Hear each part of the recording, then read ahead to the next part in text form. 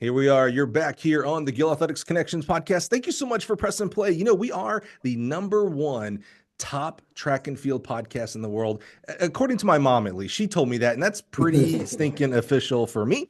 I'm so glad to be and humbled to be your host, Mike Cunningham, here at Gill Athletics. I do a lot of things, but mostly people know me as the Twitter guy or the podcast guy, and you know what?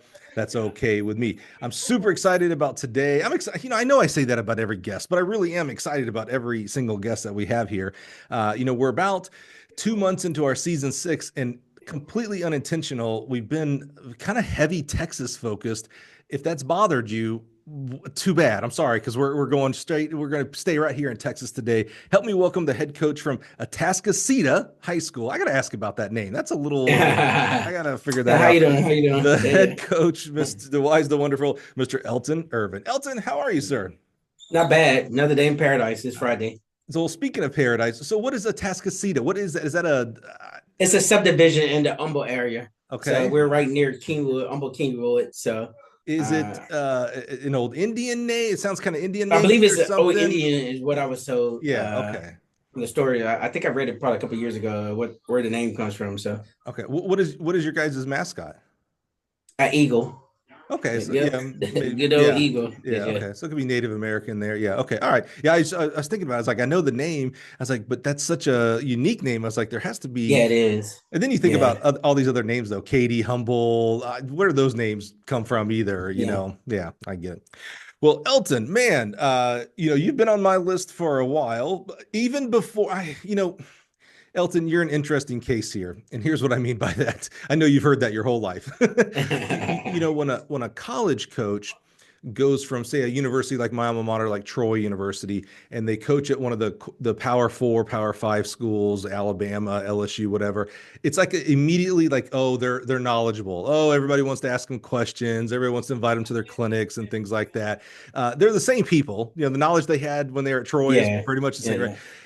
I always want to be careful with a guy like you. You have been an excellent coach that we're going to learn about. And then you certainly had a very, I don't want to overstate it and say life change. Let's say professional changing event happened last year where your kids set the national record in the 4x1. And so I always want to make sure I'm careful. It's like, Ervin, I don't care about you because you set the national record. That's very cool. I cared about you before though. So I don't want to be like, oh, now you're worthy to be on the show, my friend. You've been on the list for quite a while, so I just wanted to make sure, that I got that out, and you knew that you mean a lot to me and to our coaching world, regardless whether you set records or not. It's cool that you do, but who you are is first and foremost, my friend.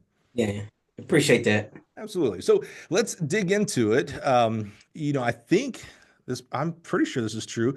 This will be, you connect the first brother. So your brother's been on the show. So this is the first family member, I think, that we've had on the show. And so so if you've listened to his brother's podcast, we'll probably repeat a few things like where they grew up and all those kind of things, but we're going to stay focused on him and not have assumptions. So Elton, let's get in our Wayback Machine here. And let's start. Where does track and field even start for you? Where does that begin?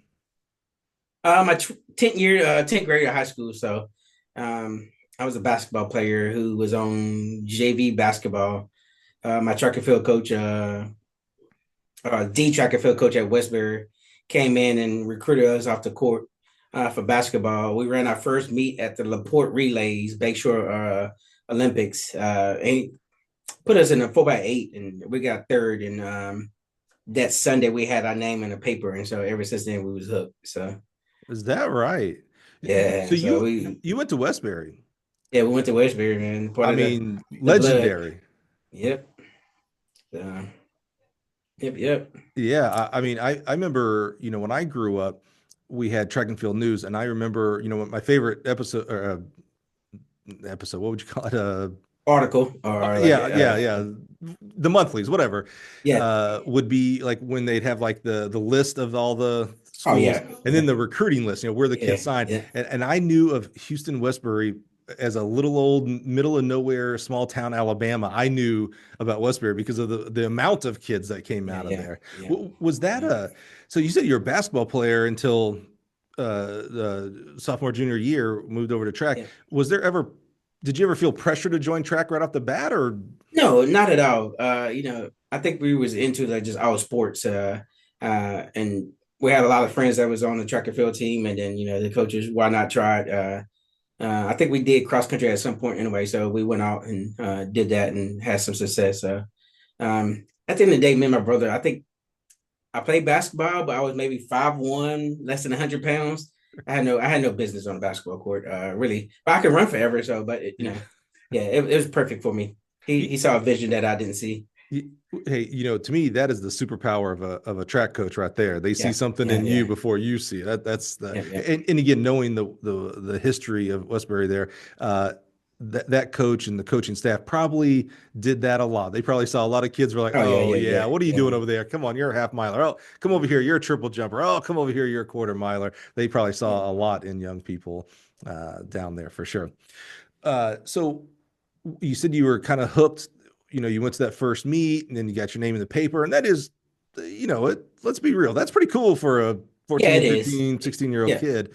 Uh, did it continue being hooked? Meaning, it's one thing to get your name in the paper and your first meet, and that's cool. But then practice shows up again on Monday, and the Tuesday, practice happens. How was your experience? Like, did you enjoy track and field as a kid? Yeah, I did because I think knowing now as I'm older, I think our bloodline is really I'm from Jasper, Texas. So Jasper put out a lot of runners. They're the first high school to go sub 40.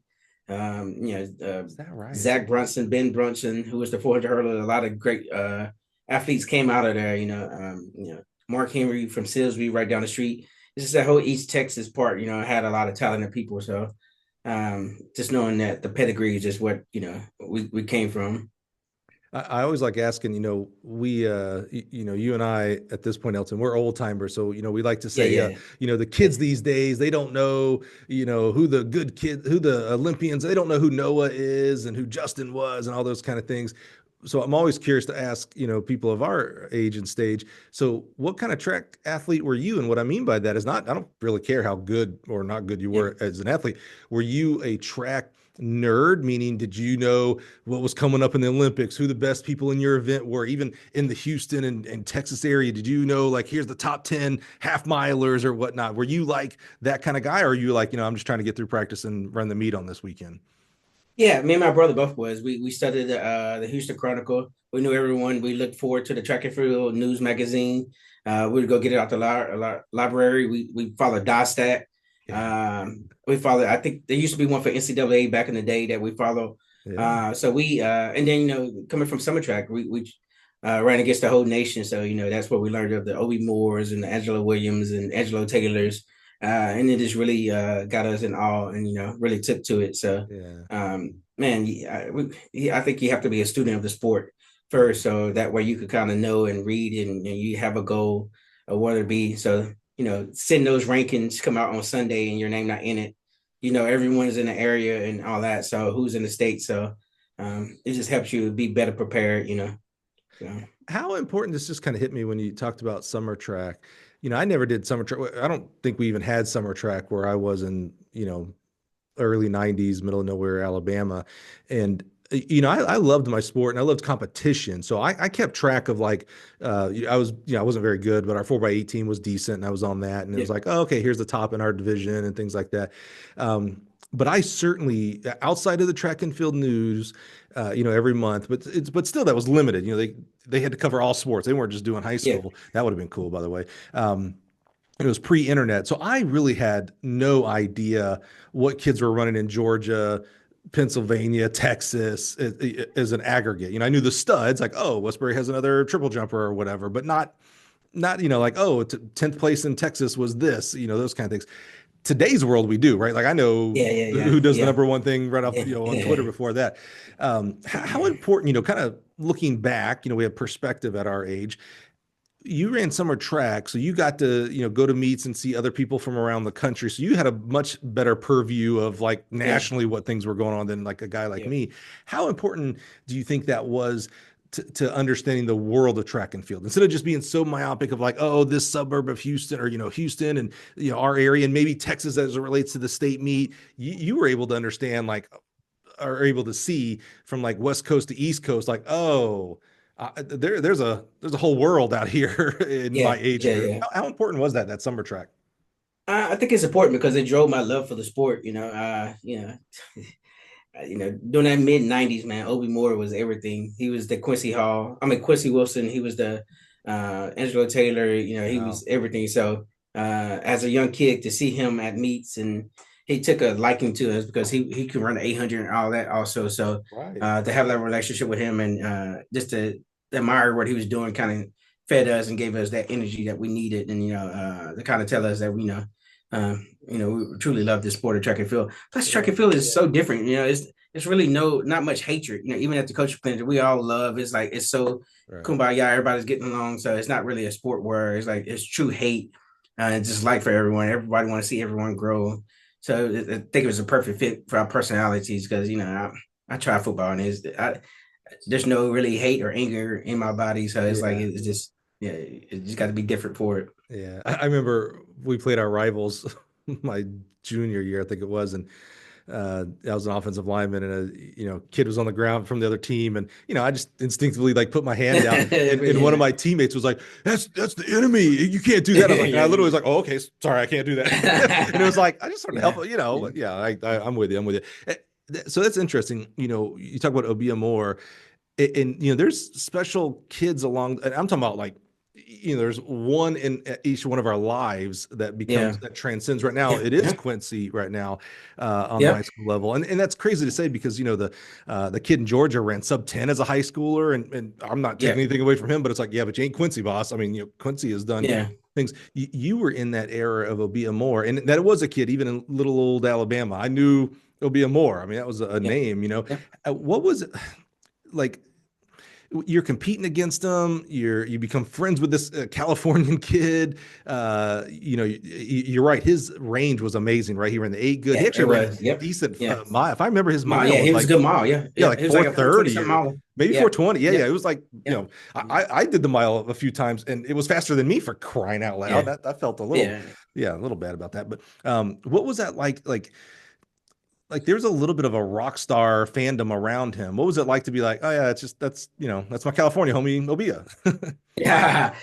Before Allen Iverson is the cornrows, it was Obi Moore and the cornrows. So, uh, and it was a good dude. So, um, you know, like you said, like each era has their own. Brandon Yeah. Miller was one, Shanti Jackson, Yes. Quincy Yes. Wilson, and then there's gonna be somebody after Quincy. Right. And you have to have that just to see, those Angela Mary, Shanti Jacksons, and all like that, and see who you're following. We was at the banquet the other day with Robert Morton. Roy Morton and the robot. Like I'm still Yes. in awe of him because I have heard so many stories of Roy Morton, the human robot. One of the ones I met during this clinic that passed is John Land Jones. I have heard so many stories of him and his epic comeback. So just to meet a lot of those guys that was Yes. legends in their times, Yeah. means so a lot. So, you just give your just be nice to be around them in that era. It's amazing. I agree with that. Okay, so Elton, so you're running track, you're running summer track, you're getting a real without being worldly, you're at least getting a very outside of your pocket of Houston. You're understanding California, and you're seeing all these kids from all this other place. What is your relationship to coaching and your coach? And what I mean by that is maybe less about like, oh, he or she was awesome, like a father. That could be important. That could be part of the story. But I Yeah. wonder more, now that we know you've become a coach, like, did you pay attention to workouts and why we structure this and that and ask questions, or were you just like, okay, 4x400, all right, let's go run 400s, or what? There's something to be said about that as well, by the way. Just yes sir, and we go do the job. Yeah. Yeah. No, I never asked questions about the rep because remember I was so young into the sport. So Mhm. obviously their knowledge is more superior than mine. So but I did pay attention to a lot of the things. So what I'm doing now kind of carries over to that. Um, More important, just paying attention to the human beings that I was around with Coach Banks and Rose Bremer, Coach Poole, who was our coaches back then. So there's great people, which makes a big difference. Well, tell me more about what you mean paying attention to them as humans. It's a lot of coaches that truly love and care for the athletes, but you don't get that all the time. So it's only two when you get that coach who you don't have a relationship with, or not as caring, or doesn't know your situation, where you realize like, man, I had something really special there. So to go from high school where you had a relationship with your coaches, they knew everything about you. And I spent time, getting fed by my high school coaches, rise and all that, to where you go to college and it's more business. Like it's, once you leave work, I mean, once you leave practice, that's it, So you start to appreciate that, and like that everlasting relationship that you created in high school with them. So you had a good relationship with your coaches. Oh yes, most definitely, yes. We Coach Poole used to joke that she should claim her own taxes, so she helped us out, and took care of us so much. So I love that. That's cool. Well, let's talk about that next level. What were you thinking? Where'd you end up going to school? Did you run track, or where'd you end up going to college? Did you run track in college? And more importantly, I loved, to me, it's just ridiculous, I think is the right word here, that we make 18-year-olds pick a major that's going to affect their whole life. And it's like 18. Yeah. What in the world did I know at 18 to affect my whole life? But we do that. So maybe what were you thinking about at 18? Were you thinking about becoming a doctor, a lawyer, a business owner, a teacher? Talk to us about that process from high school to college. I chose Grambling State. I had like maybe 2 to 3 offers. I think it was the all swag schools, Grambling Southern, PV. I chose Grambling State, and I went on campus. Shockingly, the coach was like, "Oh, you here?" That's back when they sent everyone a scholarship and then shut up on campus and all like that. So, educationally wise, I always wanted to be like an entrepreneur. I as a kid, I wanted to be a firefighter, but I always wanted like like the business mind or whatever. So entrepreneurship was one of the first key. Like I couldn't even spell it, but I knew entrepreneurship. I'm like, oh man, this is neat. So, and now in this time, entrepreneurship is at an all-time high. So it's so it's something that I saw early on. Like, man, just be your own business, create your own. So now it's just that day and time where you can just create your own business. So, I had as I went to Grambling for 1 year, had good success. I finished 3rd indoors. I think like 4th outdoors to some great athletes. All like that. And so I think I was freshman of the year indoors. So, and then I used that success and I transferred to the University of Texas, where I ran and finished my career there. So you're a Longhorn by finished out, huh? Wow. Right? You see me look. Game day. Oh, brother. Yeah. Oh, that's right. Tonight. This is how I had to put something on. I didn't want to be all burnt orange and like, that's not Atascocita. So it's game night. So I'm excited. So this is how podcast world works. You're listening to this in February. We're recording this on the night of the Ohio State Texas football game. Yes. So you know exactly what I have to ask him, dear listener. So give us our prediction for tonight, because we'll know when we listen to this whether you were right or not. Yeah. So me and my brother, we consider ourselves a realist. So, emotionally, I want Texas to win, but Ohio State is playing unbelievable. The last couple of games, they've been clicking. But, we have the Thorpe Award winner and cornerback. They have the top wide receiver. So, like, hey, let's line up and make it do what it do. So Texas by 100 is what you're saying. Yeah, hopefully so. But we want to see a good game. Even with Texas, the last 2 games is good. Last night was a good game. That's all I asked. No blowout. So I think we had to get past some of the games that happened in the first round. The expansion of the college football playoff has been bravo. That game last night, the Penn State, it was good. Notre Dame game. Wow, that was really good. Ohio State, Georgia was good. I mean, Texas. Who did Texas beat in that first round? We beat Arizona State, and that came Texas. To the Arizona end. State was amazing. I mean, like really amazing. The game came to the end, so it's like it's been. Dude, worked well. So I think it's interesting, and it shows last night. The spread I think was 2.5, and it ended up being 3 points. And I think it was it looked like Penn State was actually going to run them over for a while, and then Notre Dame makes it a great game, and they win near the end. I just think that this is awesome. I think same thing for tonight. I think on paper, kind of visually, maybe Ohio State looks like they're they looked really good when they play and all that. But dude, watching Sark and the Texas team, it was like I wouldn't want to bet against that guy in the team. That's I agree, and that's why I spoke at the clinic.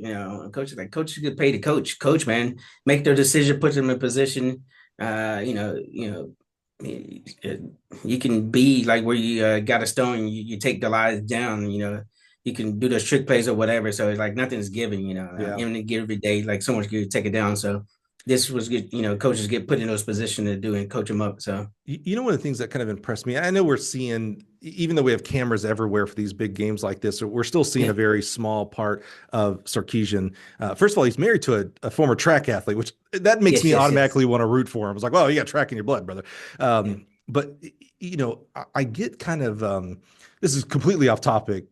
Elton, I'm sorry. This is kind of how, me, I will just, take yeah, yeah. tangents here. But, I'll pick on football coaches. They talk about football coaches will, demand and command their athletes of, control your emotions, no stupid penalties, no, don't fight back because that's the second man's always going to get the penalty and all these kind of things. And then an athlete will, again, we're dealing with 18 to 22-year-olds here on the college level. A kid will make a mistake and you see the coach just fly off the Yeah, handle. And, yeah, the internet goes, oh, look, that's good, hard coaching. And I'm like, wait a minute, that's the same dude that was talking about control your emotions. He is certainly not yeah, yeah, modeling that. Where I'm getting at with this is with Sarkisian, which again, I know I'm not seeing a camera on him 24/7 during the game, but man, even through those stressful times when the field goal kicker was missing the kicks and stuff, yeah, yeah. very, very calm, Even very keel, yeah, yeah, yeah, even keel. I want to say business-like, but I don't like that term in this relationship. It's just more like, okay, that sucked.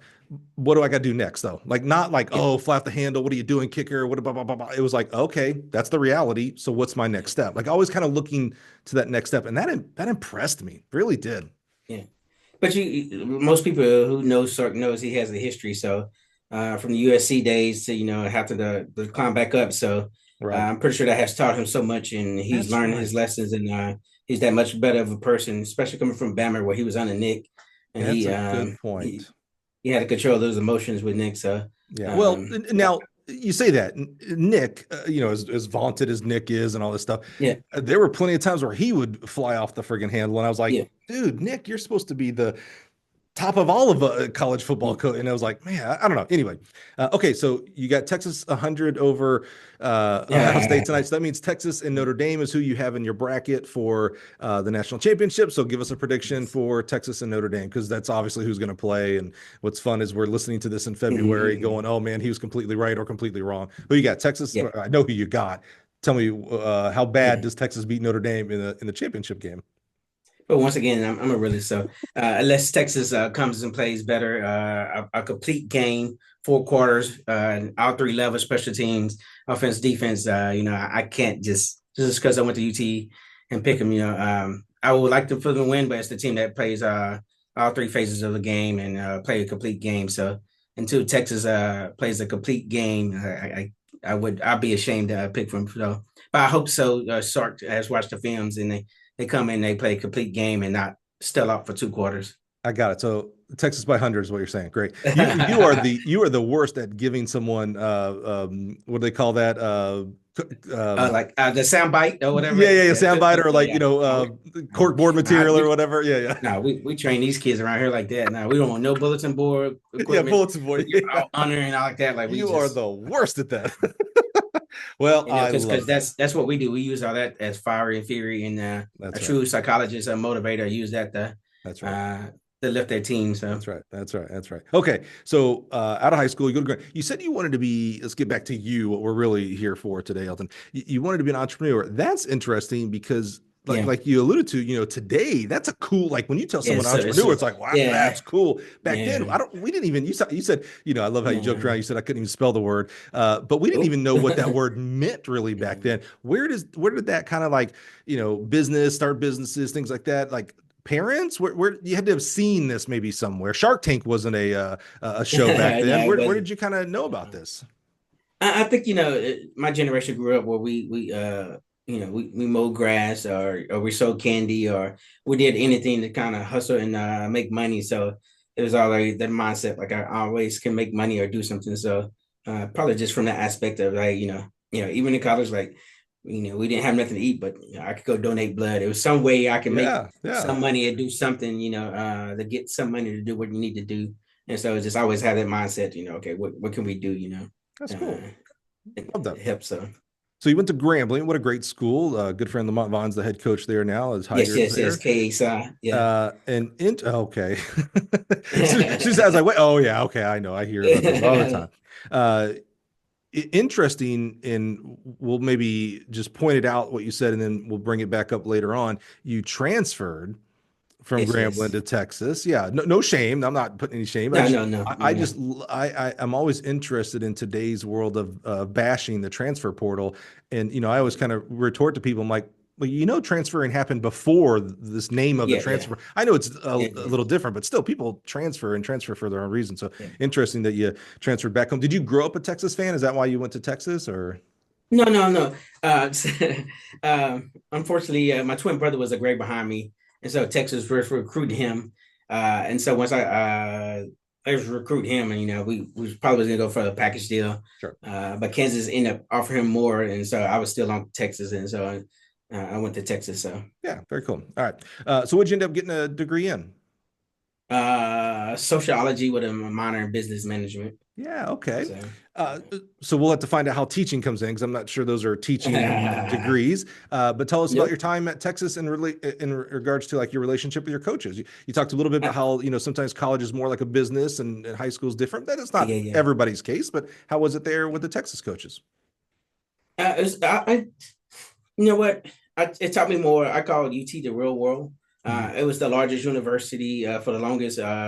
It's a melting pot where it has all the races, everything. So if I thought as a mindset, if I could survive in that environment, which is going to be pretty much the real world where I'm just a minority and I have to survive and know how to play the games and it work. So that it would put me in a better position where at Grambling I was just amongst my own race and Sure. I don't know if it would have me prepared for the real world Mhm. like UT did. So it put me in a position where I had to speak better. I had to dress more properly. I got judged. So I had to change everything. So I learned how to operate in life and move certain ways. What's going to happen. So it kind of molded me a little bit to help me out. Coaching wise, I went from more money at Grambling to less money at UT, but the relationships and the friendships and everybody that I knew at UT probably is worth the money that I lost because I definitely made a lot of friends and a great network when I went to UT, especially with I call UT. I was there from '99 to like '04, '05. I call it the golden years because that's like the end of Ricky Williams. It's the Major Applewhite, Chris Sims, Vince Young, Yeah. TJ Ford, Marcus Aldridge, Sanya Richards, Michelle. So it was like these golden years. Cat Osterman was there, the professional golf guy. I forgot his name, but he was like a. So it was just so many Olympians that was there for swim. So Right. I consider the golden years that it was really good. I met so many people, so it put me in a great position to, where I need to be. So Yeah, that's a great point. That was, and now maybe it's kind of back into another yeah, golden year, golden era. But that was a really amazing time at yeah. Texas. Most people don't understand. Like at UT back in the day, or during my time, the Irwin Center is right next door to UT. So George Bush, all the wrestlers came to use that weight room. All the basketball. So anybody was signed with in town that was inside UT's weight room working out, and you can meet the professional wrestlers, Rock, Mark Henry, and who's a good friend. Is like you just got to be around people and see people that you probably Really? wouldn't been able to see any other time because they would just come use that weight room and all that. So it was a great time. So That's interesting. Let's kind of double click into that because I'm conflicted with a lot of things. I work really hard at not judging people for many many yeah, reasons. yeah, Like if a kid's when we talk about athletics here, if a kid signs with Texas or they sign with Laterno University, I'm trying to think of another small university in Texas. Like yeah, yeah, it doesn't matter to me. Like cool, you're going to college. That's awesome. I don't care that you're going to a school that I can barely spell Laterno. I've gotten better at yeah, it. yeah, Or to a school that of course I hear about every day because of football, Texas, etc. You just made a really great point about the value of a school like UT. This is not a UT commercial, so I'm going to say Yeah. the schools like UT, Yeah. meaning like you got to be around. It's a little bit like why they talk about Ivy League schools, that Yes, they yes, don't yes. Yeah. necessarily like teach you more because you go to a Harvard or Now, Yale or whatever, but you're around other yes. highly skilled or highly placed type Yeah. people. Same reason why they talk about going to get an MBA. It's not really the education. Like you can go read a book Yeah. and read what you're going to get an MBA, but you're around other entrepreneurial, Yes. like-minded. They're all going to own their own Yeah. businesses, be CFOs, CEOs, etc. I You learned early on in college it's not about what you know, it's about who you know. sure, So creating those relationships and all that is going to last longer than what you yeah, know. A lot of stuff we learned in college is probably more survival skill than it is educationally. But yeah, we met and networked with a lot of the great people that we still use today. And frat people, sorority people go to college and just party up, and then now they're CEOs and all that. right, Because their parents was a CEO as the parent company, so it's like the yeah. networking is still. And once I realized that in college, like okay, let's network, let's meet people, so it has paid off a ton because a lot of that has got me some doors open. For sure, for sure. And, your I don't know if people today know this term, but your Rolodex, your contact list in your Yeah, phone, yeah, if you need something or need help or need advice or need an introduction, is a little larger than maybe someone who did track at a smaller school. I'm trying to be real careful, yeah. I'm not picking on any schools or again or No, nor uplifting, no, but it makes me think you know, about like when a coach talks yeah, about like, get rid of that D1 or bust mentality. And I know what they're talking about, but it seems like there's a lot of judgment of like, oh, a kid takes a book scholarship to a Power Four versus a half ride or full ride or whatever to a smaller school. And again, this is a much more yeah, complex than just the logo of the school, because you're also talking about like, oh, there's student loans, and but you also don't yeah, know if the yeah, yeah, family can afford it, if to yeah, get books at Texas yeah. and pay the rest, etc. But I think there is something to be said when I always been around track my whole life, right? So I ran track all through high school, love all my high school teammates, et cetera, et cetera. Not a single one of my high school teammates went on to coach track and field.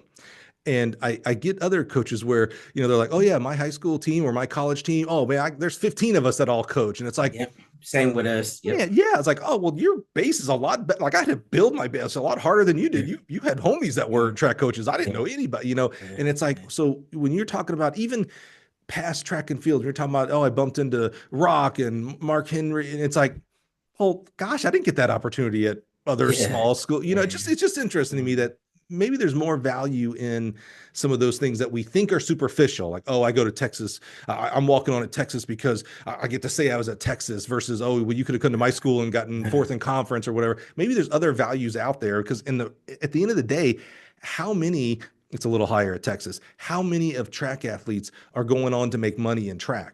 Very, very small. So unless you Yeah. somehow think, I'm a 10:30 sprinter or 10:50 sprinter, and I'm going to somehow become 980, that's going to be very hard. Yeah. So college is going to be the top of my running career. Well, then I better make as much connection as possible during my running career. And that might be Yeah. better at a bigger name. I don't know. It's just interesting. When you were naming those names, Man, I'm like, that's interesting. put things in perspective, man. Just like now at UT, all the professions as training. When I was at UT, Donovan Bailey was there training, Bruni Sarin, Kareem Street Thompson, Obi Deli Thompson, Yeah. Sandy Richards, Suzanne Reed. It was like the who's who, like the professional circuit at that time. We have the Olympic champion of Donovan Bailey training on the track, and Right. Bruni, who's the up and coming world champion, so it's like Obi Deli, who was cold, like it was all these 9'9" guys. So just Yeah. guys you watch just to see them out there practicing. It's like, it's like, dang, and Yeah. then sometimes y'all hang out with them. So that was real neat, Yeah. So, Yeah. I don't know. That just kind of opened my eyes about that whole yeah, discussion. Again, it's there's a lot, no one thing is the one thing. So there's a lot of threads into those kind of discussions, but yeah. I don't know. Interesting. Okay. So you graduate. Where at any point, I usually ask this question back in high school. Let's go back to high school. At any point when you were running track those last couple of years in high school, was coaching even a thought for you? You're talking about entrepreneur, so you probably No, weren't even. Yeah, okay. no, Now you no. get to UT and you go through, you go Grambling, then UT, go through a few years. You see different coaches at UT. Definitely, your kind of maybe your mind and world of track and field open up as far as like, oh, there's a whole different ball game going on here. Any Yeah, time yeah. during Texas as you're working towards graduation, coaching hitting your mind at all? Nah, no, not at all. So, uh, yeah, you just focus on just trying to live and, you know, thinking your degree, your major is going to get you Mhm. those jobs. But yeah, no. You were still like all the way through Texas thinking entrepreneurial, like, okay, what business am I gonna start or work with someone else? I tell you the pivot point for me, and this is a aha moment. I I filled out my junior year, and I had my best friend played in the WBA. Her name is Ayanna Walker. She went overseas after the WBA season, and she said, "Hey, I got one ticket. I could bring one person," and I had just filled out. So I went to Europe for a semester while I was Really? ineligible, and I spent a year in a semester in Denmark, Copenhagen, with a professional WNBA player, and over there we was like, yeah, it was so eye open because I had never been overseas. This is a young Yeah. guy from Texas who's now out of college. You're trying to figure out your life, and you go overseas and you see the perspective where everything, the crime is, no crime over there. Everything's is so much different. Right. Everybody's walking, everybody's healthy, all like that. So just being over in Huh. Denmark for a semester really woke me up and saw me allowed me to see what my path was going to be and all like that. And I came back and finished my last semester and a half with like 4.0. So to go from being ineligible to finish with a 4.0s, I think I finished with a 4.0 like two of the last three semesters. So it just, Dude. it was just one of those things. I went to college at 17, so I was a young college kid anyway. So I needed to mature a little bit. And that was that eye opener because, going overseas is just so much different from America. They loved us as Americans. And, it was a really great experience. If I could have moved over there, I could have, I would have, Wow. it's crazy because the next year when the WBA season was over, she was like, "Hey, I'm going to China. You want to go?" I was like, "No, no, I got to finish my degree." Like, and then it's like the next one was like, "I'm going to Israel. You want to go?" I'm like, "I got to get this degree." But yeah, so I was lucky. I had the best friend that put me in that situation, Yeah. and the stars aligned, and that woke me up. But anybody who never spent ever spent time overseas, is eye opening and is very we got to travel to Russia, Germany, Amsterdam, the red light district, and all like that. So it was pretty neat. So I think that goes back to, the 18-year-olds making decisions of their, and it's yeah, like, dude, you yeah, don't even know where yeah. Denmark No, is. you don't. Yeah, you don't. Go to Yeah, those places, go get a job or, for a semester or two and then come into school or something. Yeah. yeah, That's fascinating. That's interesting. I imagine when that semester where you talked about you failed out as you kind of see yeah, the yeah, grades going and it's yeah, like it may be a little scary. yeah, yeah. What am I going to do? What's going to happen? Things like that.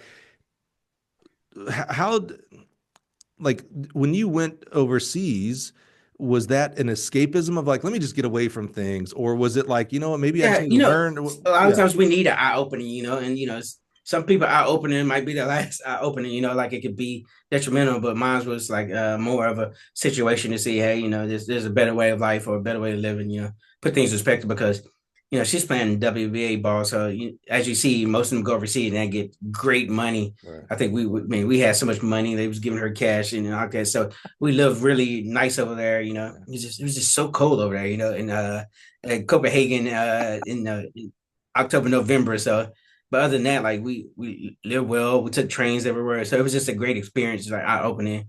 And it's okay, let's. I'm ready for this. So it gave me more time to open up, and it helped. So And then you can't. I'm almost kind of searching.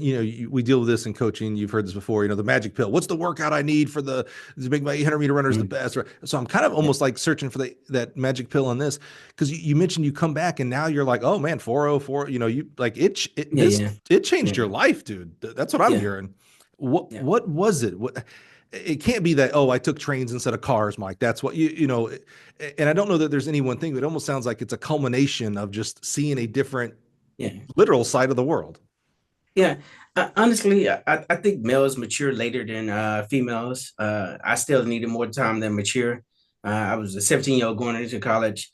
That's why I think, like you said, like sometimes starting off that 1 or 2 years, like at a community college or whatever, giving more Yeah. time to mature and learn the whole system. So I needed that just to kind of digress and just like get myself together, and that helped.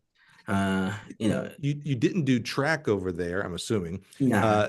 Was any part of this transformation, if you will, that I'm going to say, I don't like when people say this, when track was taken away from you, you caused track to be taken away from you. No one ripped it away from you. Your actions caused that. You're mature enough to know that.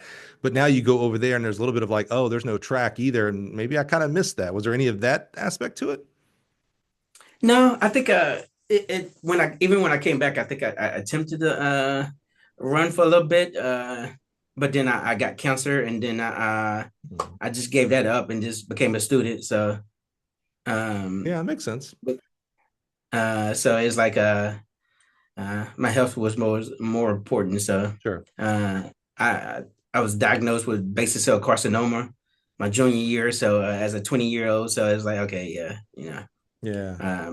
And that's the crazy thing about it. God has a way of talking to you.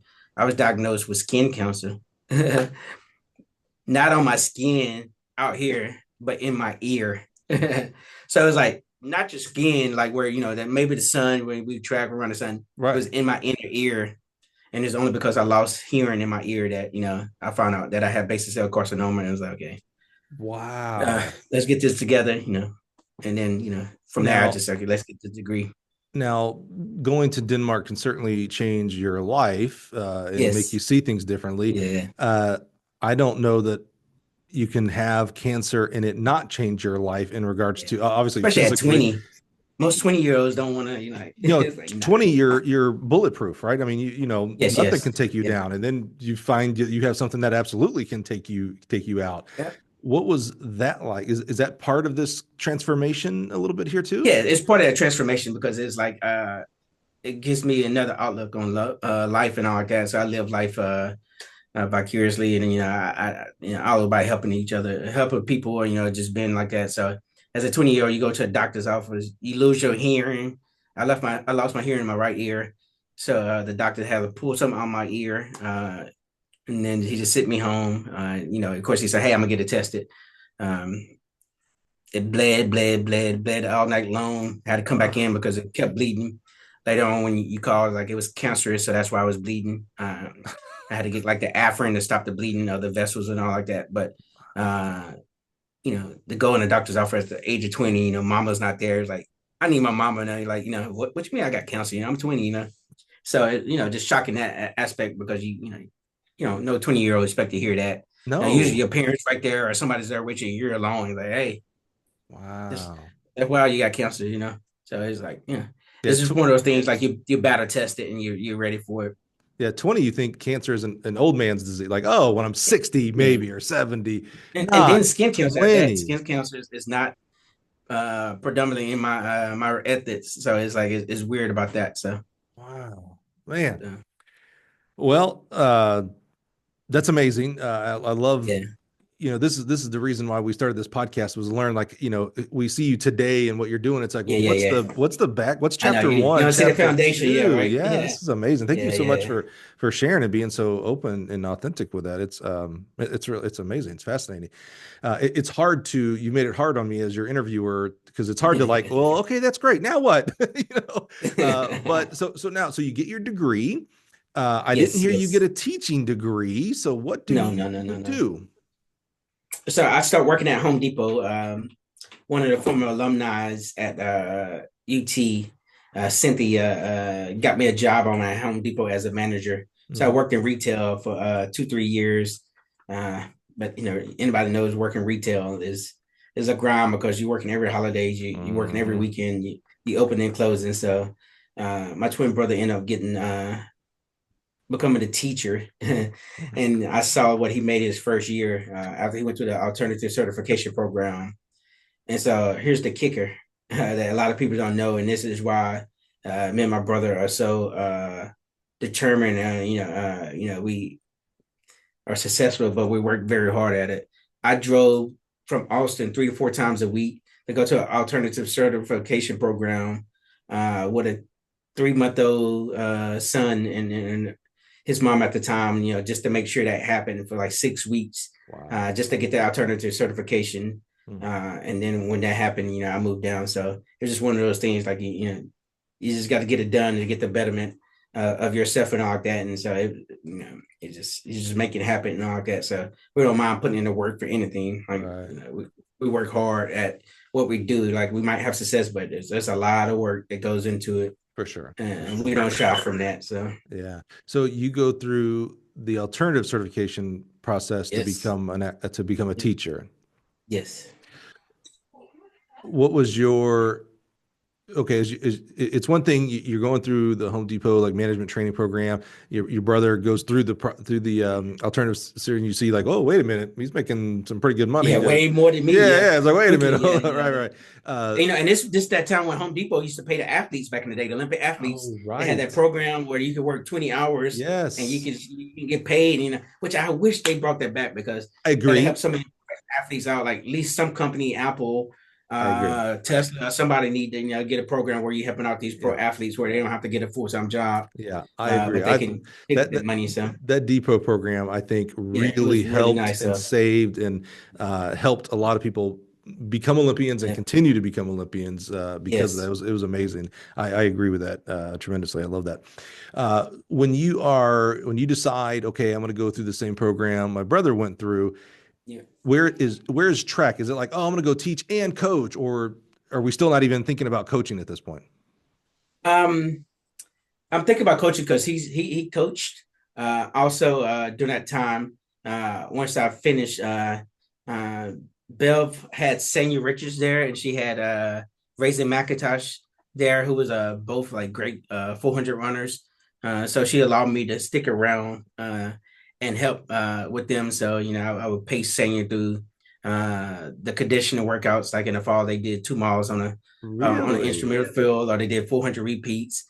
Or when she had 400, somebody needed to bring her through 53 or 23-second 200. So, and I think that kind of got me back into track after that little break that I had. I was like, okay, you still have this in you. So, I watched Bev a lot. I watched Bubba Thornton, Dan Paff, who was there when I was there, and it was like, okay, Jason Vigilante was my college coach. So I think I was around greatness a lot, and I kind of just taken a liking to it and all that. So I was like, okay, yeah, and I'm one of those people. I'm always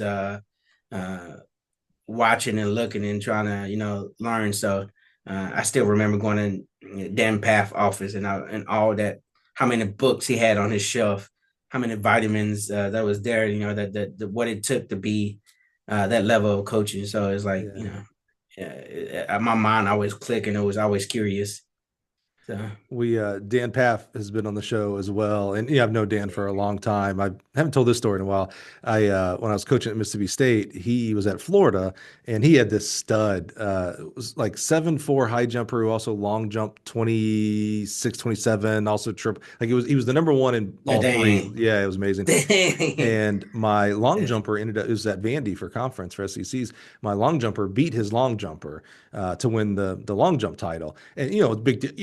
Win an SEC title, that's a big deal. And I beat Dan Paff, who was already like, oh my God, that's Dan Paff, and this always stuck with me about humility. The first thing that at least I saw after the competition, after it was, finalized that my kid was going to win, his kid got second, yada, yada, is he immediately walked over to me, shook my hand and said, congratulations. And I was like, that's Dan Paff. He didn't have to say nothing to me. Yeah. And it was like, it really like impacted me of like, oh, that's how big time coaches act. Like even in a loss, they're going to go congratulate other people. Like, they don't go sulk. They don't go yell at their athlete or what, it was really cool. So it was cool to have him on the podcast to be able to say, hey man, I haven't been able to publicly say how cool that was to you. So it was cool. And we had happy birthday to my goddamn Paff. He is. That's right. It's his birthday today. That's right. He'll celebrate with a Texas victory tonight, I'm sure. We had Andreas Bain from Altus on too, and also he was at UT with us. So yeah, I was gonna say he was also there. He was an assistant at UT with us. As a volunteer and all like that. So Andrea has been around for a while. So I seen him come up, then he went to A&M. So I'm so proud of him, man. Like everybody don't know, like a lot of people wouldn't take the route that Andreas took, where you just grinding, working your way up. So it's good to see what he's doing. His story, if you guys haven't listened to Andrea's story, you got to go. Elton hit the nail on the head here.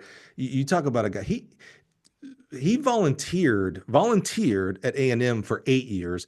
That Yeah, was after spending many years at Texas with Paff and those yeah, guys. Before that, being at Tennessee with Vince and some other guys there. So, I mean, his story is one of like, yeah, I don't want to say perseverance, like he was, but of timing and what's the word he kept using, how it integrates. So he was like, because I was like, he's like, you're at 8 years at Texas A&M, dude, and you were coaching, pretty big kid, world record holder and things like that. It's like, why didn't you go get a job, And he's like, it just didn't fit to where I was at the time and what I needed to do, blah, blah. And I was just like, well, you talk about a person who understood what his real yeah. mission and patience to do that. Anyway, so yeah, when you mentioned Dan at Texas, that made me think about Andreas Andreas. and Yep, those yep. guys. Yeah.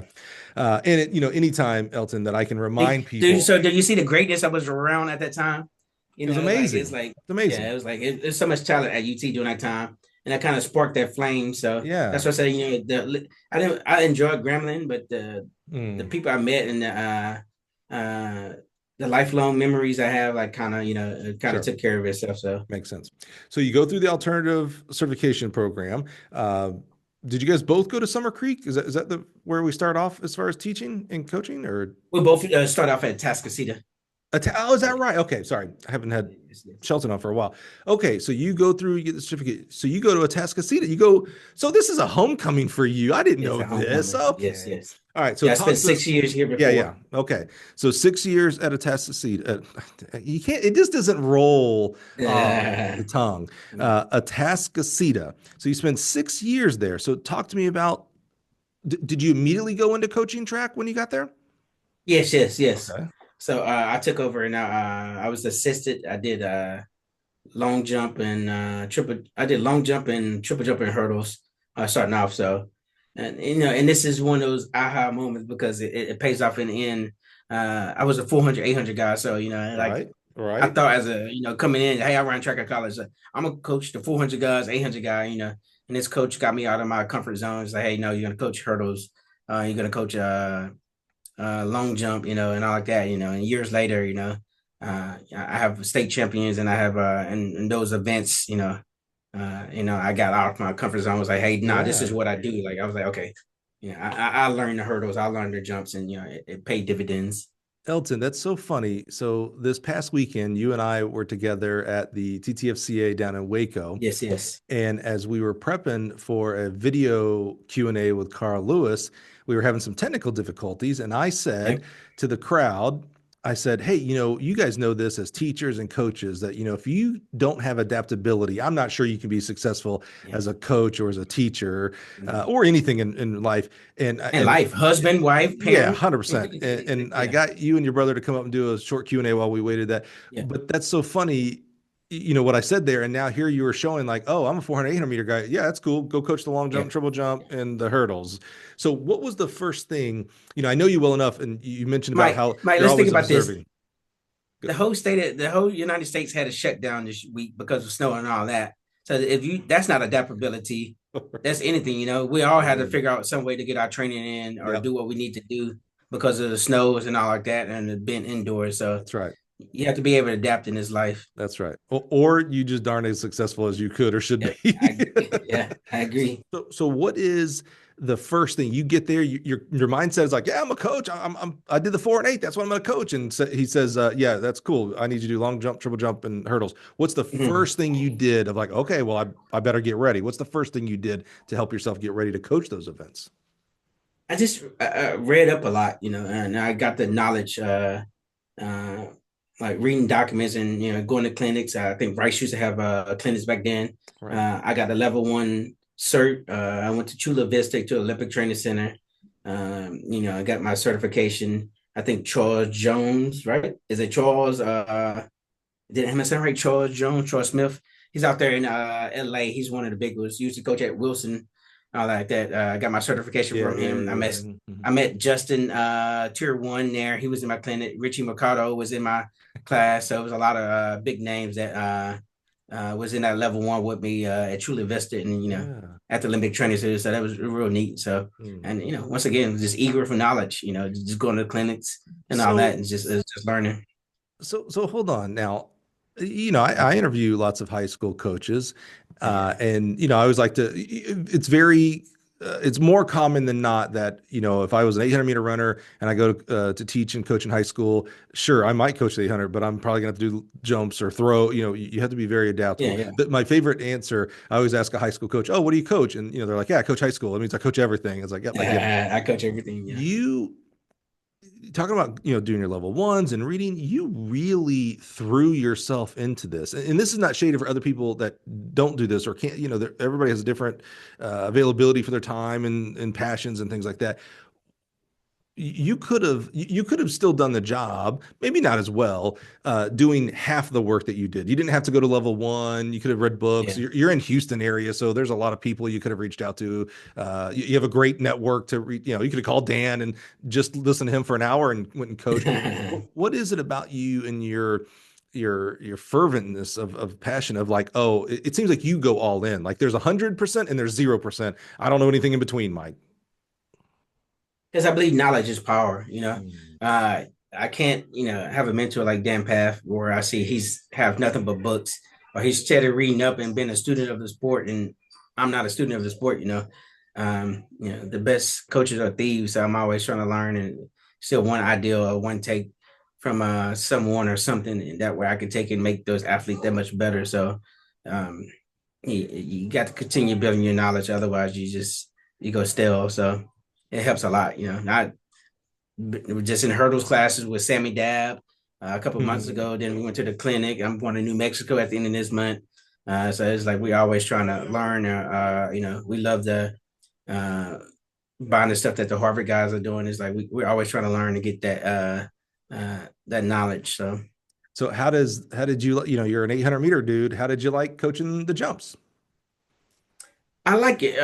It's to me the hurdles and jumps is very similar because it's so technical. Technical. You got a predefined space and distance and all like that, and you have to get it. So actually, it made me a much better coach because I don't think we could have broke the national record if I wouldn't have been so attentive and paid attention to detail by being a hurdle coach and a jump coach. Because any little thing in the hurdles or jumps, can make a difference. So we're always striving to be technically sound. And that's the same way I do when I'm coaching 100 or 400 or whatever. So we're trying to just get that technique now. Now you were at Atascocita with your brother. Yes. So what's that like? I mean, I've heard coaching staffs talk about like, oh, we're so close, we're like family, but you were family. You've known Yeah. him Yeah. Yeah. since, diapers for crying out The loud. womb. Yeah, exactly. Yeah. What's that like working with your brother? Like-minded individual. So, not only he's my brother, he's my twin. So, most of the time we cut from the same cloth, especially from the people we learn from. Him going to U of H allowed him to be underneath Burrell and watch Carl, watch Telez, to have that relationship. And from his relationship with them, I was able to get relationship. I was reading the 6 degrees of separations. And that's just one of the things from him knowing someone I was able to know and put myself in those circles that have paid dividends. And the same with him, it has paid a lot. So Yeah, cool. You're still brothers. You fought yeah, over yeah, yeah. toys when you were a kid, and I'm mom's favorite or whatnot. And I know we were adults when we get to this age, but we're still brothers and family, and breaking bread over Thanksgiving, and hard to get a break from your brother versus a coworker. Any rubs? You are different people. I know you're twins, and you are very like-minded, but you are different people. Any rubs? Yeah, Any yeah, like, we are. man, get off this. Let me go do the 800. I know you think you the 800 guy. Let me do it. Any? No, because a lot of times I don't have egos. The only thing that me and him disagreed on, like he on the developmental level, he didn't think I should work hurdles or jumps every day. But I think with my level athletes, like we don't have to like jump every day, but we could touch on it and just hit it. We don't have to hurdle like all out hurdle every day, but we could touch on and just hit it. Nobody's gonna tell the quarterback, well, you can't throw today.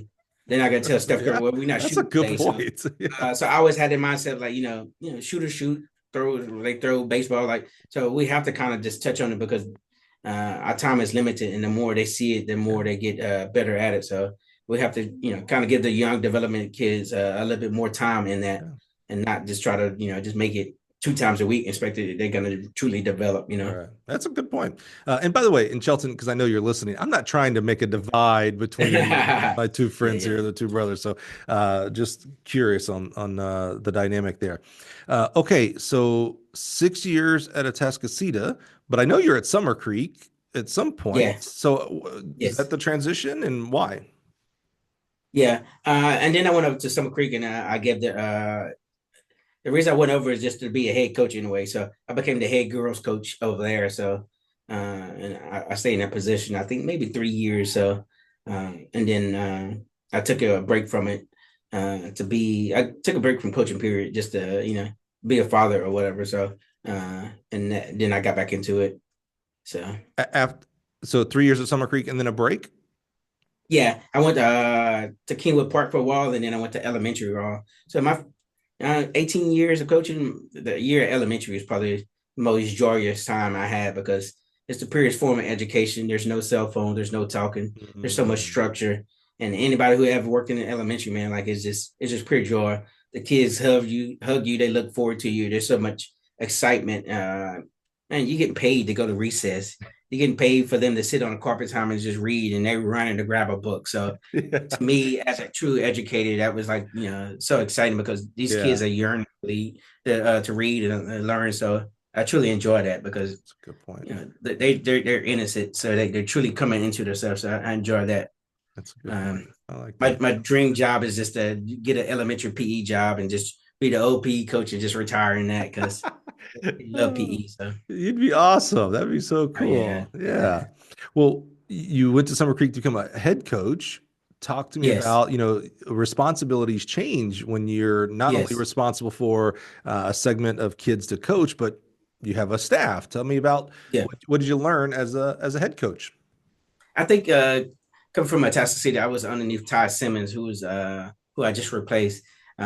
He did a good job by teaching me the ropes, teaching me what to do, what not to do, showing me all the paperwork, documentation, and how to handle people. So I think I was ready for it because he prepared me for it, and I saw him do it the correct way. So that helped me move into that transition pretty smoothly. At the end of the day, I always consider myself. I think the best assistants are the ones who could be also a head.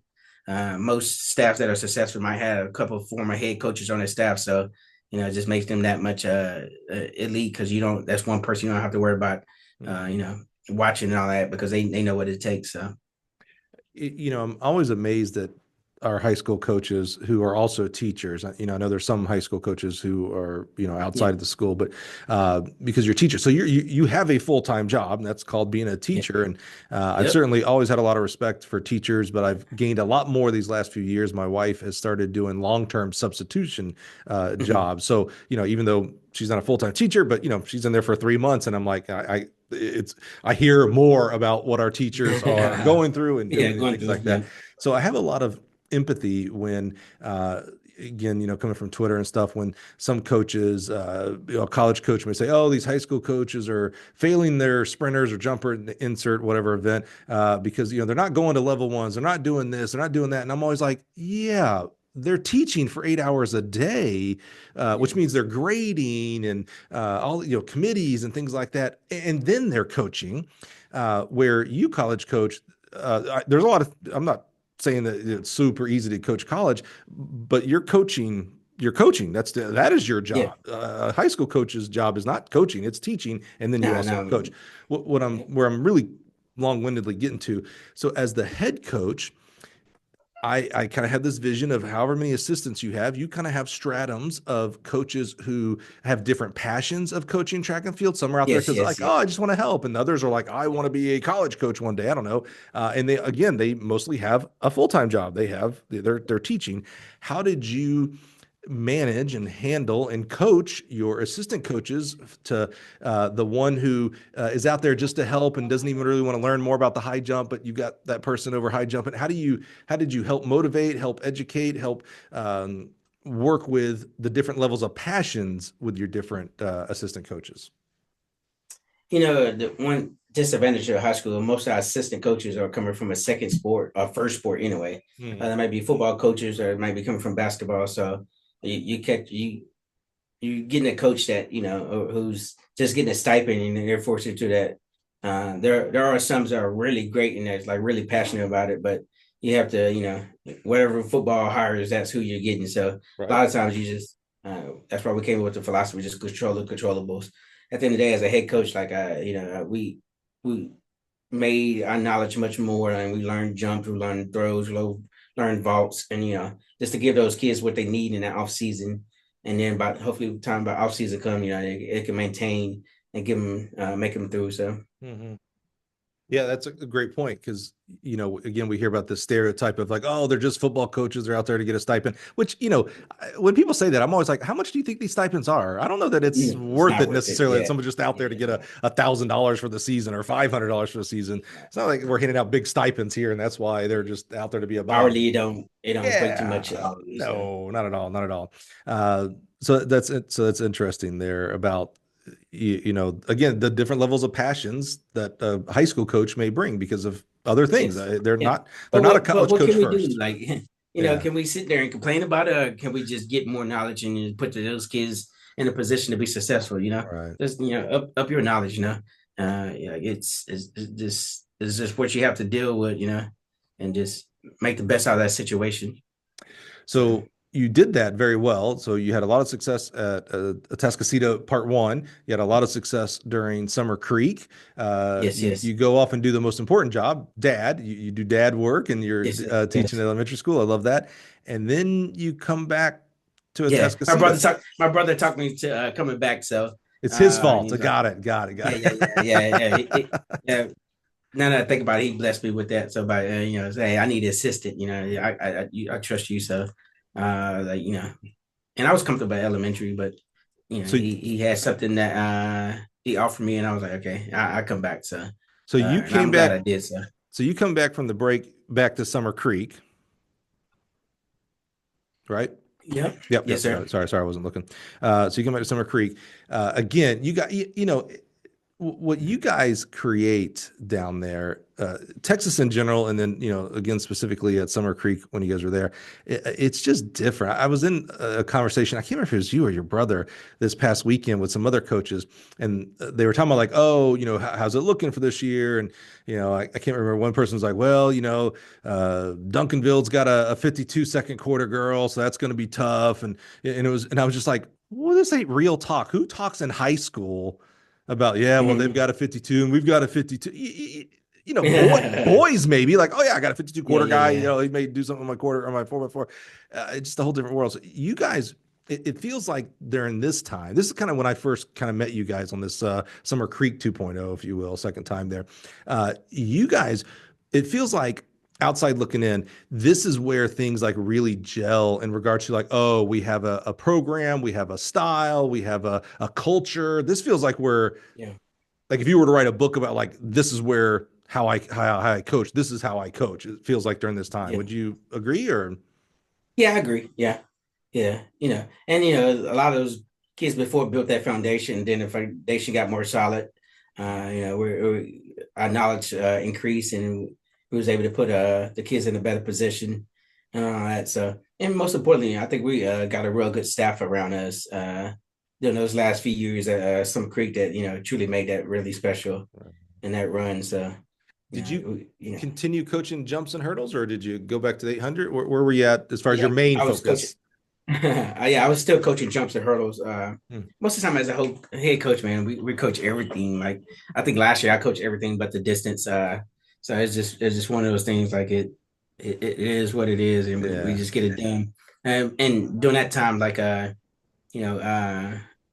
was coaching jumps and hurdles. My brother was the relays and all that as when I was an assistant, but we where we needed to fill up. He was in cross country, so I ran the whole fall program or whatever. So it's like we tag team it and all that. So that's where I thought it was really important. Joseph Garman from the UIL was there this weekend, and he mentioned, him and Ray Zapata talked about, hey, you guys here in Texas, make sure you know how lucky you are. You talk about Oh off-season yeah, yeah, program, yeah. and it was like, Yep. Big you time. get to actually train your kids, and you guys have an athletic period, Yep. and it's like other states don't have that. Don't And do that. I Yep. think we sometimes forget we like to like give a lot of the attribute of why Texas is so good in high school. It's like, oh, well, they're so big, and population plays into it, certainly. I get that, but you have a lot of knowledgeable and passionate coaches, and we have that in Yeah. other states as well. Yeah. But we do have some like attentiveness to sports, specifically in Yeah. Texas, that Yeah. not all of our states have, and that Yeah. is a blessing for sure. Yeah, it is. I agree. Yep. Having that athletic period, talking to Georgia at their clinic, not having athletic period, it pushes them at such a disadvantage where I get my kids 90 minutes a day during the period and then I can see them after school. So it's truly a good training session. Yeah. Did you know other states don't, or like did you go to Georgia and you're like, wait a minute, I what? was shocked with Georgia and Yeah. it was like, what? Like, Like, hold on, what do you mean? What do you mean? and even in Georgia, they can't start training their kids to like January, from my understanding, That's where we could start training our kids from like August on, that since we that are individual sports. So it's like they're like pigeonholed some, so that is the um, most common, that until season starts, which is a yeah, lot of times in March for some states. When we think about our Wisconsins, Ohio's, etc., and you cannot not practice until those days. And I'm always like, I understand why the rules. There's always reasoning behind rules. They're not just frivolous reasons, but they may yeah, not agree with them. But the reasons are, it's like, oh, we don't want to coach taking away from other sports, or 24/7. They may get injured, and it's like, yeah, but that means you're also starting them off way behind. yeah, Not only behind, athletically, like way behind, like to get scholarships and whatnot, like way behind, like yeah, health wise. Like, oh, this is how they get hurt when they go from day one, and you got to compete in 7 days. That's how they get dang, hurt. yeah, Man. I agree, yeah, Okay, so you guys do it really well. You're winning state titles there at Summer Creek. This feels like, again, my words here, kind of the gelling of how Elton's coaching, and things are, your knowledge levels are high, and your network is amazing and continues to grow. And then you leave your brother. I'm sure that had to yeah, be a yeah, yeah, yeah. difficult holiday dinner. Hey, brother, I'm leaving. Why go back to Atascocita? He doesn't roll. Summer Creek rolls. Atascocita. I better get used to saying it, because a lot of good things are happening there. Why leave Summer Creek and go back to Atascocita? Well, first of all, he encouraged me to to seek that job or whatever. But I didn't want to leave Summer Creek because I was very comfortable. My son was a senior there last year, so that was pretty hard, to leave his last semester and not be there, because I could just walk down the classroom, check on him, or check his attendance and all that. So I was pretty comfortable. But a lot of times we're so comfortable that we need to be uh, pushed, and out the door and all that. So. Um, the blessing wise, and it's weird because I thought about this the other day. I was like, I should have mentioned this at the clinic. A lot of times we can get it our own way. And, I went to Summer Creek and say, hey, I got a job offer. They offered me this job. I want to stay, have a senior here. I don't want no money. I don't want no more money. Just get me out of the classroom, and I stay. Because I know I had state champions. I was pretty important to the team. And Mm-hmm, mm-hmm. okay. Let me get back with you, and I let you know. So, and then the days go by, weeks go by, you hear crickets, and so I was like, you know what, it's time for me to go elsewhere, because uh, I gave them first choice, and they didn't. So I could have missed out on a big blessing, national record, #1 team, state championship, by just getting in my own way. I got more money, I got just titles and all that. So sometimes we have to get out of our own comfort and be put in those positions Yeah. so we can let our wings fly. So I'm glad it worked out for everyone, and I definitely got out of my own way and out of my head. It's hard to grow when you're in the comfort zone. Yeah, yeah. And a lot of times we don't like change. Like Sure. you ever try moving after staying somewhere for 15 years? You know how much stuff you accrued during that time? It's just a pain. So it's like, Discomfort. yeah, it's like. So, but it's sometimes we need that, and like we have to spread our wings, and we never know what that blessing could be on the other side, and that blessing was way more. And those Atascocita guys was very adamant, like, hey, coach, we want you over here, and that made it easier. Hmm. I was like, hey, and I know they are track guys, the guys that was here last year, and that made it so much easier, to be wanted somewhere. Right. Yeah. And so you go to Atascocita, you replaced your former head coach that you worked for? Yes, yes, Is yes. that Yep. right? Yeah, yeah. Yep. What's that Yeah. like? You went 6 years with him. He obviously had a lot of success, so he has his own culture Yeah. and ways of doing. And I assume you probably agreed with some or most of what he was doing, but there's still you have your own culture or flavor or style. Yes, How yes, do you yes. go into a program that's had a lot of success? It's one thing to go in to a program that's had no success. It's like, well, you guys got to listen to me because obviously what you've been doing ain't working. Yeah. Well, they have Yeah, been yeah. working and been successful. How do you come in and try to import your own culture and style? Just sit back and relax. And I have watched them for years, so I know what they was doing, what they wasn't doing. So I could have I had input from before, so like I had a good idea of what was needed since we were rival schools and we were in the same district. So it made it easier for me because I knew everyone, I knew what was needed, and so implementing those plans was not bad because I knew the plan Mm. and the buy-in. I think with them seeing the success I had over there, it was Oh, like, okay, sure. yeah, we have a winner. And then when you come over here and you got two big rings on your finger, it's like, how can you not buy in? Because Sure. that's your ultimate goal. That's what you want. Yeah. That's what we're trying to get. So it's like, and I made sure those rings was out and you knew who you was talking to or who was talking. Absolutely. All like that just to set the tone. Like you're talking to a winner, prove a winner, and that's how we're gonna operate. Absolutely. I love your style with your rings here. I talked about the Yeah. clinic. When I was talking with Joe Lee, Quincy Wilson's coach, and I was like, "So, dude, he's got a gold medal. Like, does he just wear that around school all day? Because I would. I'm 16-year-olds. Yeah. Let's be real here. I would be insufferable if I was back in high school Yeah. and I had won a gold Yeah. medal at the Olympics. You couldn't talk to me to save your life. I'd be like, "What'd you say? I'm sorry, I can't hear you or see you. You see this gold medal? Come on, I'm not tardy. I'm on time. I'm not going. Yeah. You couldn't do it, man. Couldn't do it. So, would you say coming into this, because the reason I'm asking and kind of going down this rabbit hole a little bit is, there's people listening who are this year right now is their first year taking over a program, or a year or 2 year from now they're going to take over a program, and it's not as simple as taking over a program. The type of program that you take over is important. So, what kind of success do they have? What kind of culture do they have? And how much you need to adjust going in. I'm hearing less of I had to go in and bulldoze and move everything, and more of like maybe you had to tweak some things, like, oh, I like Yeah. to do Yeah. warm up Yeah. this way, or I like our Yes. Yes. jumpers to Yeah. do Yeah. X or Y. Yes.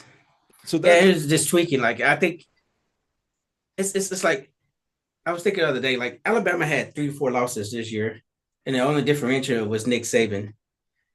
Nick Saban, like, he's a proven coach and he was a winner all the way. Like, and that just goes to show you how important Nick Saban was.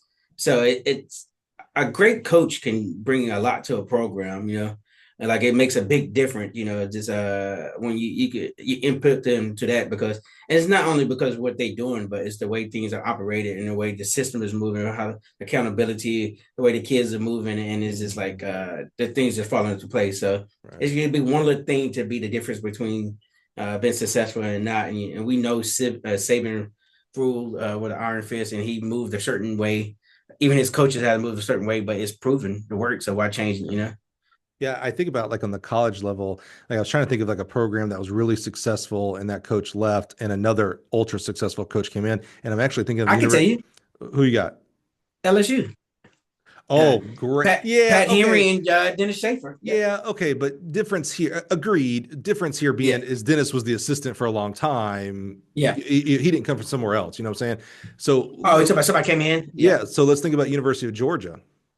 Yes. University of Georgia, Petros, Gill podcast alum, Yes. Yes. Yes. Yep. wins titles, second in the Yes. nation, highly Yep. successful. You couldn't disagree with him getting it done. He was Nah. getting it done. He leaves, Nah. and Carol Smith Gilbert comes in off of winning a national title at USC, Yes, from by the USC. way. Yep.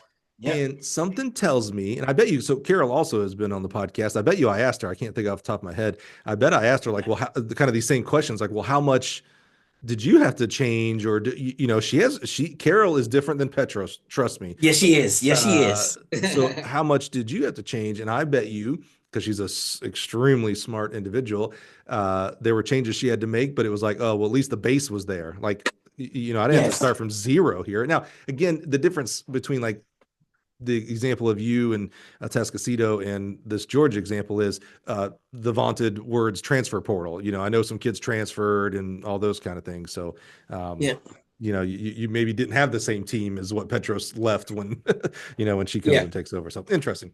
All right. So let's talk about this, Elton. Sorry, my phone, my iPad was about to die. No worries. I appreciate you being cognizant of that. Sure. Yeah. Is it plugged in? Let me make sure. Elton, we've never had anybody's battery run out on the podcast. I know, right? I was like, I don't know. You won't be the first. Trust me. All good. All good. So, I knew my phone wouldn't be charged. So. Yeah. All good. Okay, we're good and plugged in. You're good plugged in. All right. So let's talk about this 4x1. Before we hit record, I said this to you. When a high school national record gets broken, that to me is just like uber impressive. More so, and I'm probably more of a college track fan than I am high school. Like if I had to rank them, I'd probably be college, high school, and then pros. When a college kid sets a national record, I mean, it's amazing. I mean, because first of all, the records are just gaudy. So when a kid sets a national record, it's like, holy crap, you're an Olympian essentially, right? Yeah. World records, obviously, they're amazing. But the reason why a high school record, even a high school record to me is like super impressive because that's the history of that school. But a national record, I think the reason why it's more like impressive to me is because I know what 14 to 18-year-old kids are like, even talented ones. I had a couple of super talent, like, they went to play college ball and college track and stuff like that. So they were uber talented. And I still know they were goofballs, 14, 18-year-old goofballs. So if you were to have coached a kid to set the national record in the 800, which would have been amazing because, right, that's another just crazy record. I'd been like, wow, Elton, that's impressive. Dude, you had to mentor that kid in the right races and the right times. And that's unbelievable. You helped lead to set the 4x1 relay record. That means 4 knuckleheads. And I know those kids are probably listening. I'm loving you when I say knuckleheads. I think a couple of you, actually several, I'll say a couple, follow me on Twitter. So, all respect, all love. I know you're mature enough to know what I mean when I say 14, 18-year-old knuckleheads. So not a diss from those kids at all. Love them to death. But you took 4 of those kids and maybe more. Let's maybe learn about alternates and things like that. How did you do it? That's the dumbest way to ask that question. What were some of the things that you had to change to make it possible for these 4 kids? They had the talent, obviously. I assume they ran pretty fast the year before you as well, but they didn't run this fast. Yeah. Honestly, think about it. I think they probably from the year before they maybe was 40.8, 40.9. So probably 2 seconds of drop between. Wait a minute, because 99% of the people listening right now are like, dude, if I had a high school team run 40.8, I'm good. I'll be the king of the castle. Heck, there's plenty of college coaches that are listening going, dude, if I could run 40.8, I'm great. So they ran 40.8, and you went down to you didn't go sub 40. That's one thing. That's crazy. Yeah. You went sub 30. Now you went 38 point. What was it? 38.92. Do you have that like tattooed? I mean, come on, that's crazy, dude. 38, yes, I do. 92. Do you really? Yeah, I do. Oh, I love that. That's awesome. I love that. Seriously, I love that. That. So what was, tell us a little bit of the story of, we had to, maybe you had to overcome an injury. Maybe one of the kids didn't believe. I don't know. This has to be a magic. Like you could probably write a little book over. Yeah, I could write a book about that. But it's definitely a lot of backstory to that, I'll be the first to tell you, like I tell anybody, any coach, any athlete, never chase records because the records be broken. Chase wins. Okay, so I'm going to interrupt you every time, Elton. Yeah. Okay, cool. Love that. Did you guys ever talk about the record? No, we didn't. Was there ever before the season because I this was when I saying last year was to keep the main thing. And our main thing was to be state champions as a team and as individuals. Did they win the state title the year before? Yes. Got it. No. Okay, so the year before they didn't. They didn't make it to state or whatever. So they had some hiccups the last few years, all that. So Sure. that's why it was more pressure on me to run 38.9 and continue to be successful, because the main thing was to win state. It wouldn't run 38.9. So to run 38.9 and not be the fastest, not be the state champions was kind of like an oxymoron. Like Little you can't call sour. yourself the best. Yeah. It's a Yeah. little sour. Like you ran Yeah. 39, but you're not the state champion. So Yeah. Yeah. like the main thing is still the main thing. So like Yeah. we checked all the boxes. We was the regional champion, state champions, fastest in the nation, record holder. So I didn't want to like, okay, you got the time, but you don't got a lot of the accolades that came with it. That relay wasn't able to help your team win the title. So that's why we had teammates who have held national state records or whatever, but everything's getting so faster. So we I always just chase the wins, and with so many 40 points last year and 39, it's like with the win was going to come a fast time, so it made more sense. What part of the year did you actually break the record? Like April, May, March? Like March 20th or something. March 20th. And state is May 15th, 20. Oh, May 1st. Okay. It was like May 1st or 2nd. Yep. How do you, this is what's really more interesting to me. 4 kids that set the national record, and these are 4 talented kids. So they're also being recruited and things like that. How do you keep 4 kids? This is a little bit like the Quincy Wilson story of like, you couldn't talk to me, bro. If I was on that relay team in March, first of all, you wouldn't have set the record. But if I was on that relay team in March as an 18-year-old, you couldn't have talked to me for the rest of the season. Meaning I'd have been my mentality and ego would have been like, what's it matter, coach? We're going to blow these guys out the next race. What's it matter, regionals, coach? Come on, we got this. How do you keep 4 young people? That's his own challenge in today's world with cell phones, blah, blah, blah, internet, whatever, yada, yada, ChatGPTs. How do you keep 4 people who ultra successful? They're the fastest quartet ever. How do you keep them in the game, motivated, thriving for the next, the next race, we gotta do well? How do you keep them in the game? You know what I'm saying? Yeah. And that's why I say, I love that, coaches get paid to coach. So it was my job to keep them motivated, to keep them reminded of what their standard is. The standard is the standard. The standard was this, we got to win gold, we got to win state. That football one is so important for us winning state because Texas has the 20 points. So we haven't done nothing yet until we win state. We can't be the national record holder, but you don't have the state meet record or the state record because you didn't make it there. So that'd be kind of crazy because the other teams would have had that record. And it's like, are you really the state? It's just weird, Right. So, being able to go to state, and then I think we ran 39-1, 1-4. So it's like, so you really kept this carrot of the end of the season of like state meets. Like, oh, that's awesome. You guys did that. That's great. That's really going to help us win the state meets. So that you always kept pointing towards that as the goal. Yeah. I mean, because most people don't understand, like we went 40.3 the first meet with an alternate.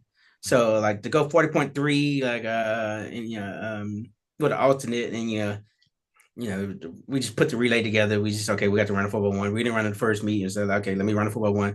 Let's work on it. 40.3. Oh dang, that 40.3, like that's most people don't even open up the season there. So we shut it down for a while, and then we ran it again. The next time we ran it was when we broke the national record. So it's like, it was very strategic, and that's with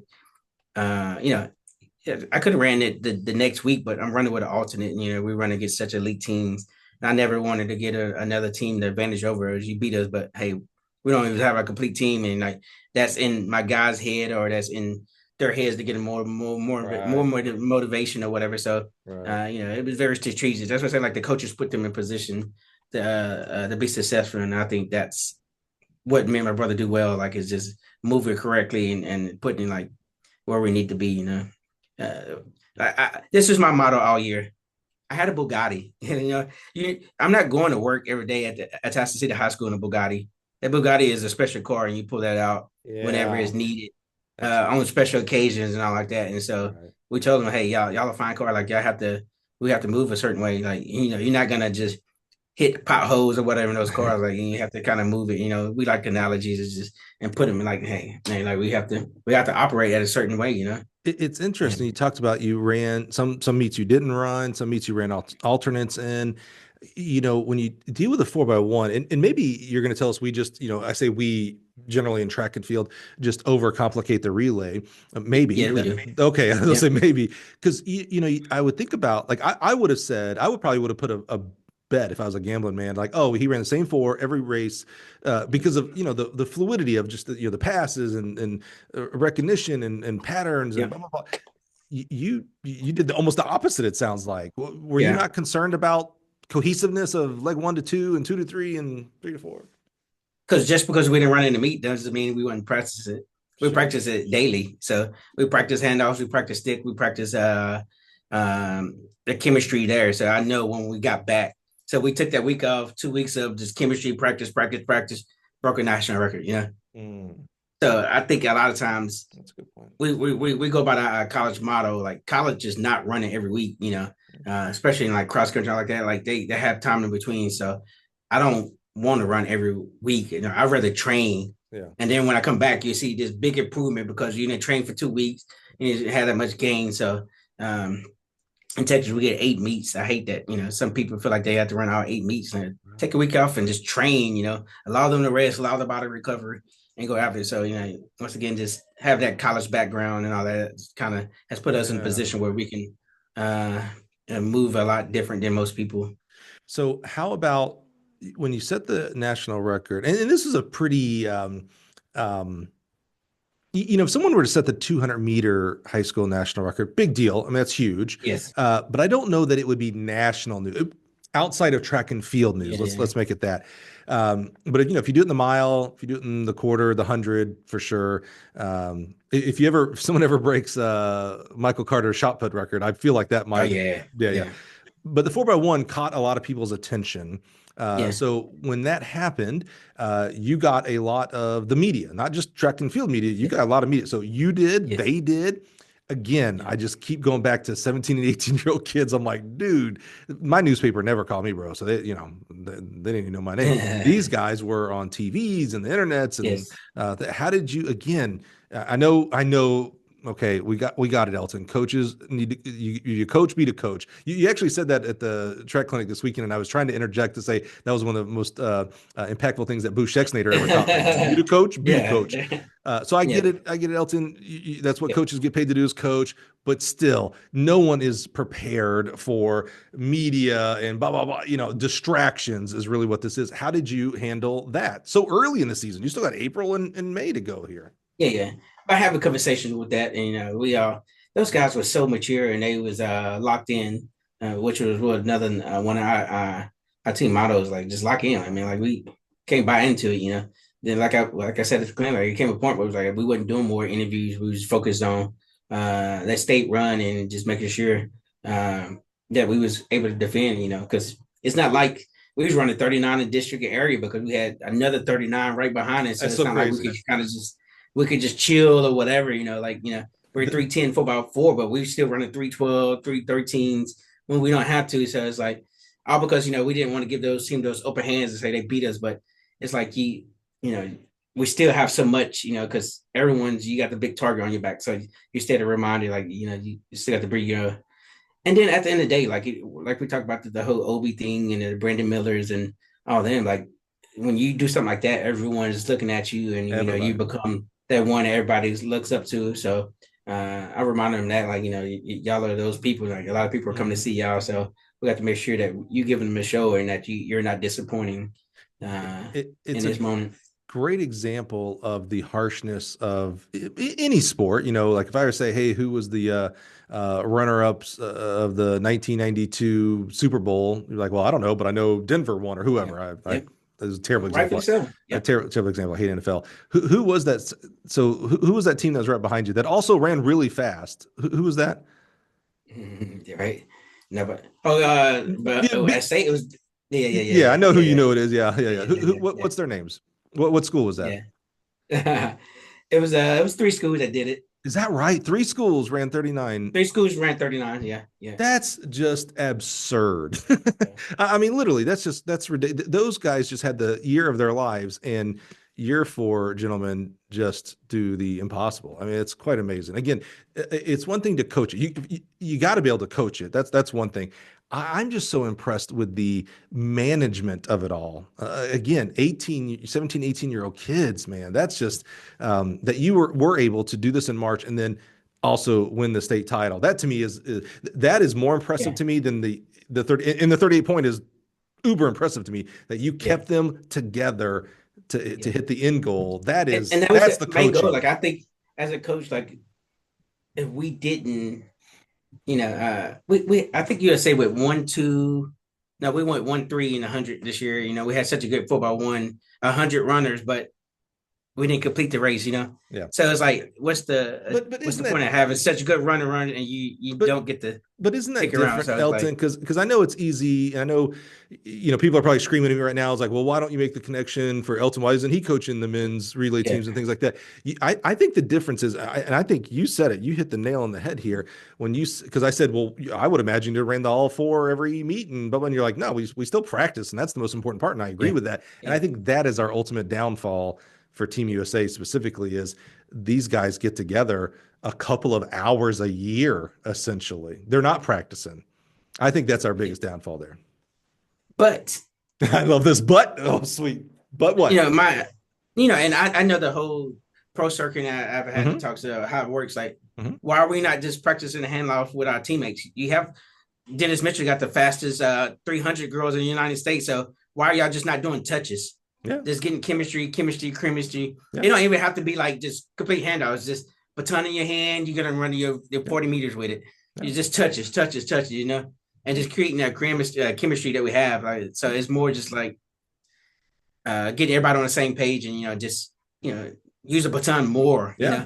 Because you don't No, use it enough. no disagreement there. And we both had the honor. We got to listen to the women's relays coach, Yeah, Michelle yeah, Freeman, she's at the amazing. clinic. And in fact, she was just a few weeks ago. She was a Yeah, guest here yeah, on the podcast. And it's one thing, it's interesting where I said maybe we overcomplicate the relay, and you kind of agree with me there. But then also, you and I both were very impressed with what Michelle and I assume yes, yeah. therefore She Mike killed that. Marsh. Yeah, I mean, they yeah. really, it's a science. It's a science. It's a technical Really thing, is. but it's also a science that's missing. Like, as high school, like everybody's like, why are you running 38? Well, we use a baton in practice. You run a 200, you run 100 in practice. Like, it don't have to be like, uh, I have no problem like taking the baton out the bat. Hey, I'm put this Right. baton in your hand. Right. Or we do like when we're doing 200. Okay, we're doing 200s with the baton, and you pass it to one another. So Yeah. I'm putting you in a position where Do you do the you make traditional? mistakes and all like that. So You do the yes, traditional overhand, or I don't know what you have, push yes, sir, pass. yes, Yeah. Okay. I sir, was just yes, curious. the push. Yep. So what do Yeah. you, So Elton? What do you do? It's 2025. You have won many state titles. You've set the 4x1 national record. How do you stay motivated? Like, what are you still? That I already know this answer, so I'm setting you up here. yeah. Do you still learn from other people, or Oh yeah. are you just setting your ways now? Like, hey, this is the Elton way. This is how we do things. How do you continue to improve? No, once you feel like you learned everything, like you probably need to get out of what you're doing. I'm still a big fan of listen to podcasts all the time. We have a favorite people who listen to a podcast. I just bought my subscription to Altus, the courses. So I go and I learn their courses. I watch their videos. I'm technical path all the time. I was on Zoom with Sammy Dabbs, learning the hurdles and just trying to perfect my craft. I wish. I learned from Coach Flo last year from UT. Like, he had such amazing things. Like, they had like a Q&A with Coach Flo and Miles from Florida. Like, those things that was like just put us in a position where we could just learn so much. Yeah. With true tracky. Once again, I said at the clinic, I go to the Olympic trials or World Championship every summer in That's right. Oregon, and I'm sitting there watching them warm up. I'm watching the 10,000. I'm watching the long jump, and I'm observing Yeah. with those guys, and I'm putting myself around uh greatness or like people like that just to continue to show my knowledge and all of that. So I have such passion for track coaches because of the positive impact that you make on young people. I have zero discrepancy between college and high school coaches, meaning I don't think because you coach at something that says university versus something that says high school that you're any yeah, better. I really don't, because I don't care how good you are X's and O's. To be frank with you, I care about how you work with young people. That to me is the impact that you make in society. Because, Yeah. 99% of the kids you ever coach, including the college kids, aren't going pro, but they're all going to become moms, dads, business owners, clergy, teachers, etc. And that's your real impact. But I am curious, more probably because the success you've had here and the location you're at. Any desire to coach college one day? Yeah, I do have the desire. I know it's such a weird time in college right now, with the Yeah, roster right. cuts, and with roster cuts down to 35. I mean, you're not going to carry as many coaches, so it's just such Mm, a bad timing when it comes to college coaches. I would hate to try to work my way up from the complete bottom and up way to where I need to be. So plus, high school coaches like right now in Texas, we're starting to get paid pretty good salary, good. probably more than some of those assistants at like smaller colleges or hey colleges. So, and I got the whole summer off, and I got a 2 week break for December. Our school get a February break, we get a March break, April break. So it's kind of the amount of days I have off and the Oh, wait, amount are of you are money. you hiring? Whoa, holy cow, I know, dude. right? It's starting to be compensate really well. Yeah, good, Uh, good. Yeah, I taught level ones for many, many years. And the number one question I'd get from high school coaches, because I used to coach high school and then went to collegiate, was, "Hey, how do I coach college?" And I'm like, I don't know, maybe you don't. Like, do you know what, like, it's not cool. It's yeah, not like this winter wonderland. You go there. yeah, It's got its own toughness, including yeah. It is. Yeah, you pay got to and recruit and all that. So yeah, you know, well, uh, yeah, you, you pay know, and travel. And the thing that breaks my heart the most, Elton, if something were to happen tomorrow at Atascocita and they let you go, there are other high schools within yeah, easy driving range, specifically because of where you are, but there's other high schools you go to. You wouldn't have to uproot your whole house and move to Seattle or, all these things. I was yeah, heartbroken. This big, big name college coach, big name college coach, not his fault. He wasn't let go. The head coach was let go, and so therefore he yeah. was let go. The break. Yep, And he had to uproot his family, two yep, kids, because there was no college within 10 miles or whatever. Like yep, the next available job was completely across, and it just broke my heart. He almost got out of coaching because of it. And I yeah. completely understand. It's I like, man, that I sucks. understand it. It's not cool. There's no I answer do to have it, but it's not cool. I got job security where I'm at because we're successful, so as long as we keep our hands clean and do everything correctly, we'll stay That's where we need to be. that's And easy. plus, Yeah. at the end of the day, like remember, I said entrepreneurship is one of my goals. One of Mhm. the things that I love. So I do real estate on the side. So Oh, is that I right? got 2 jobs where the weekends I'm doing real estate, selling houses or Of listing course you houses do. or whatever. So we have to kind of That's cool. put ourselves in a position where we could be successful. Yeah, I love that. That's cool. Well, Elton, I think it was 2 years ago, Boo Schexnayder spoke at Yeah, TTFCA. Boo Schneider. Yep. Yeah, I love him, my absolute mentor, and just love him to death. And Yeah. after I introduced another speaker that year was Vince Anderson, Yes, and yes. I stuck my head in with Vince because Vince is just a fireball. I haven't coached in almost 20 years, and every time I hear Vince speak, I want to run out and coach. I mean, he's just so amazing. Yeah. And I stuck my head in just to kind of look at the crowd or whatever, and I see Boo Schexnayder in the crowd taking notes and everything. And I was like, and I remember taking a snapshot of that. And I was like, what does one of the greatest coaches in the world do when they're not speaking at a clinic? And I go, they sit down and watch the next Yeah. clinician. And I was equally, it was like deja vu with just different people with you this past weekend, my friend. So as we said, Michelle Freeman, the women's relays coach for Team USA, was there to speak, and she's amazing. If you're listening to this, you hopefully have already listened to her episode as well. Yeah. She's great, and she was going over all the different stuff and really making a lot of sense. Like Hey, and big up to my college teammate Michelle Carter. She put on a good one too. she did. She was. That was the first time I met her. She was awesome.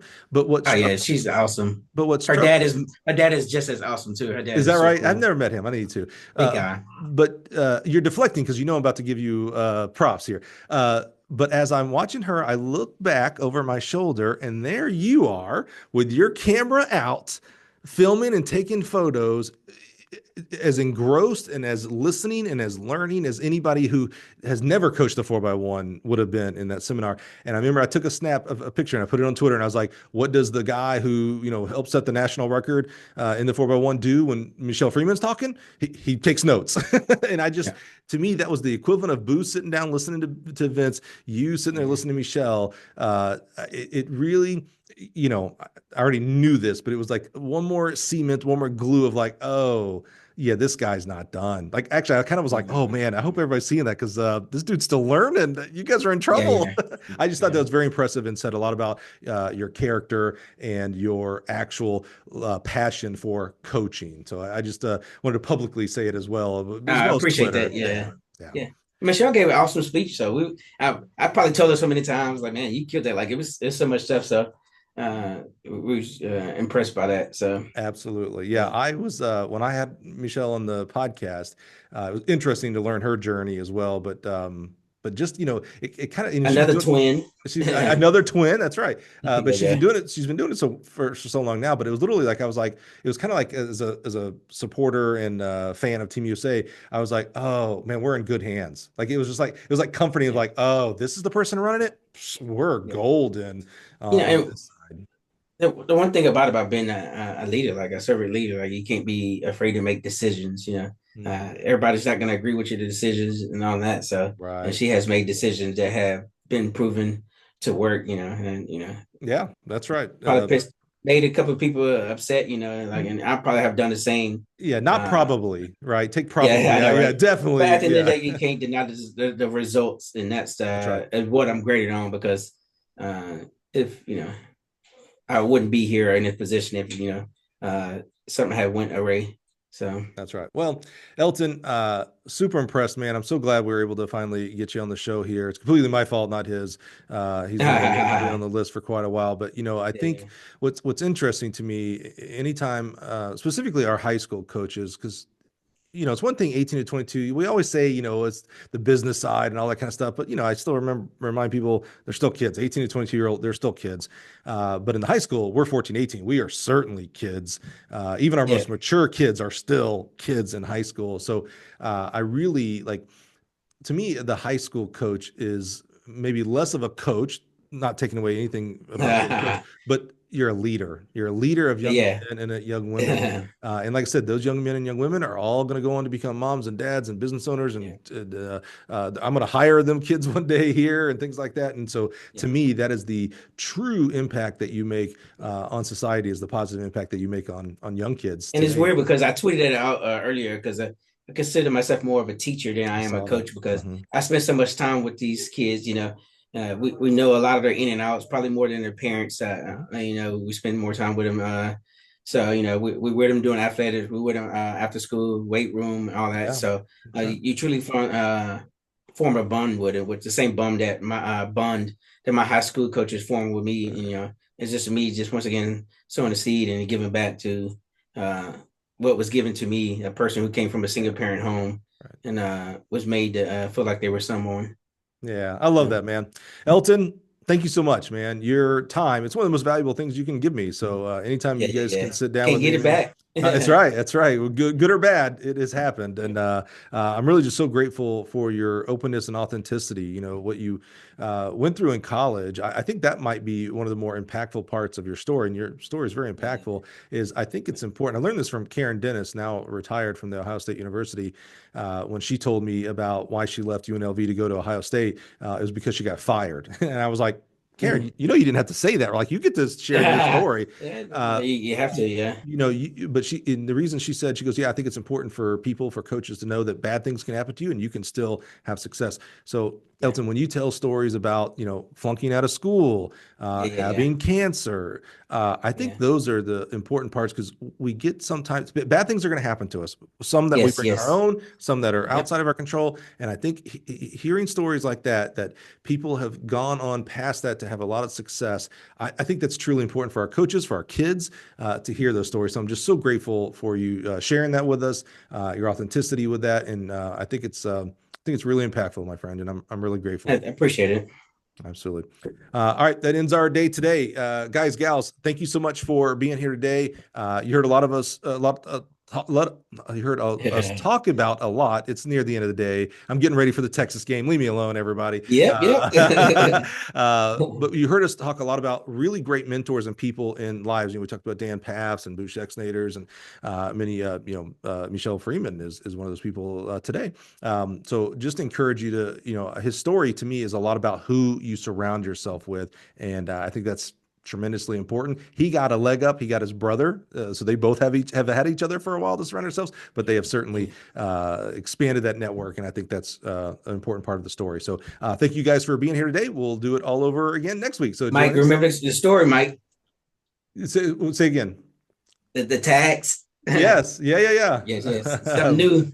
Oh man, I love it, dude. I love it. All right, thanks for being here, guys. We'll see you next week. Thank you, Elton. Appreciate you. No problem.